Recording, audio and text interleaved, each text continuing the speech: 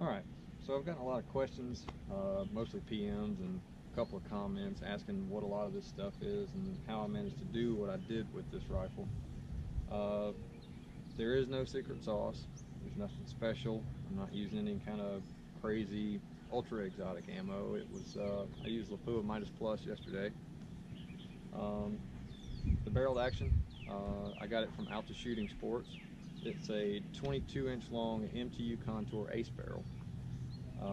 It came with a 20 MOA rail on it. I took it off. I had Murphy Precision machine me a 40 MOA, one piece, solid stainless, um, 14 and 3/4 inch length rail so that I could mount my Charlie Tarac unit on there. Which I'll get to that in a minute. That's a whole nother, I've had a lot of questions about that thing too. Anyway, custom rail so I could mount the Charlie. The scope is sitting in a set of 1.5 inch high Badger Ordnance USMC spec rings. The stock is a McMillan A4. It's a USMC quote unquote sniper feel. I got it because it was heavy and that's what I wanted to use, something heavy. Timothy Calvin Elite 8-ounce adjustable trigger. Atlas bipod. As far as the crazy stuff about it goes, I mean, the only thing that's any different from any of the rest of them is probably just the rail. As long as you have an open top type chassis, you can put one of these rails on it and use the rail mount Charlie Tarac, which I'll get to that in a minute.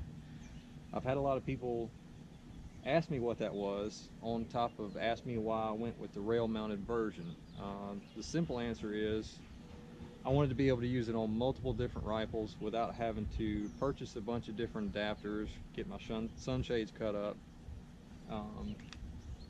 and be able to transpose it from rifle to rifle to rifle. And it does just that.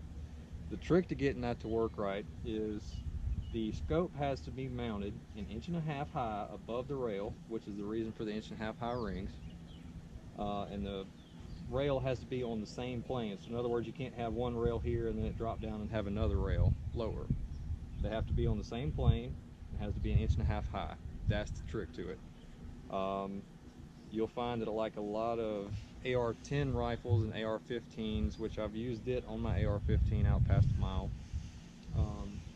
It's as simple as clamping it to the rail in front of the scope. Just like that, you've added 30 mils in my case, because that's what I had mine preset for from the factory. I can take it off here and put it on my 375 ShyTech. I can put it on my 224 Valkyrie, doesn't matter. It works from platform to platform because I based everything off of that. I've put it on I also have a 6.5 Creedmoor Ruger Precision rifle and a Ruger Precision 22 long rifle. And it works fine with those. As a matter of fact, I'll go ahead and show you. I've got my 375 ShyTech out here. Basically, all this thing is a periscope with adjustable mirrors. You have a mirror in the lower portion of it. That's where the actual scope looks to. And up here in the top is another mirror. Well, the lower mirror is adjustable. And basically what it's doing, let me sit that down. You have your line of sight. This is where you're looking through. Whenever you adjust the mirrors, it changes your line of sight. So you actually have to add more elevation to get to where you want to be in order to see your target, basically. So in this one's case, it's preset at 30 mils, which I think it's written on the back. Yeah, 30 mils. The reason I went with that is because from platform to platform to platform, like my 375 ShyTech, it's actually zeroed at 100 yards. I've got around 26-ish mils in my 375 ShyTech in the scope alone, which it's on a 40 MOA rail. It's in a KDX chassis. I'll show you in a second. But once it gets to that point, I need more. So I can clip this on and start all over again from that point, which 26 mils gets me to around 2,600 yards. And I clip this on, it all starts over again. I can take the rifle back to zero, and from that point, you can continuously use the turret. It doesn't change how the scope functions or anything like that. I've also had questions about that. But that was the main thing for me, being able to transfer this from one rifle to the next, and not have to worry about buying adapters, cutting up scope shades, all that kind of stuff. So, and the scope shades or the adapters themselves they're pretty expensive. I think they're about $4.50 a piece. I haven't found the rail mount version to have any issues. I've had somebody tell me that their rail mounted version caused them to lose the king of 2 miles. I don't know. I really don't know. Can't tell you. I do this for fun. So with that being said, I don't have any problems with it. Whenever I clip it onto anything that I own, or anything that I own, it is exactly 30 mils. 30 mils gets added, and it's repeatable. It's every time.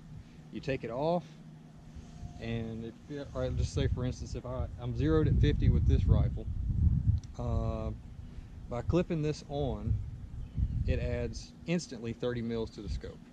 Even though I'm zeroed at 50, this adds 30 mils. So that takes my zero from 50 yards to around, oh Lord, probably 520-ish, if I had to guess, somewhere in that ballpark,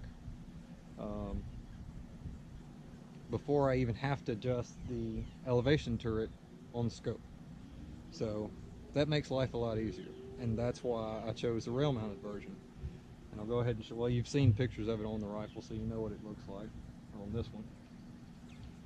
Pull it down. I'll grab my 375.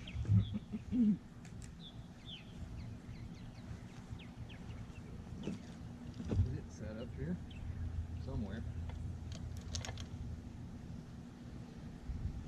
Basically, you take it, stick it in front of the scope, drop it into place, lock it in there, and that's it. Just like that, I've taken my 100-yard zero out to about 2,700 with the 30 mil added elevation. So that's why I chose the rail mount version. It's simple. I can still use my scope caps. I can still use my sunshades, and I have to cut them up. I have to do any of that stuff. So it makes more sense for me, since I use it on a lot of the different things that I own, to have the rail mounted version. And that's basically the only reason I went with it. Like I said, same plane. The scope, or the rail itself here, is on the same plane all the way down. This is a 40 MOA rail on this rifle, which is my 375 Shotech. Scope mount is exactly 1.5 inches high to the center line of the scope. And because of that, I can transfer it to everything that I own. ARs, my 6.5 Creedmoor, everything. It works fine.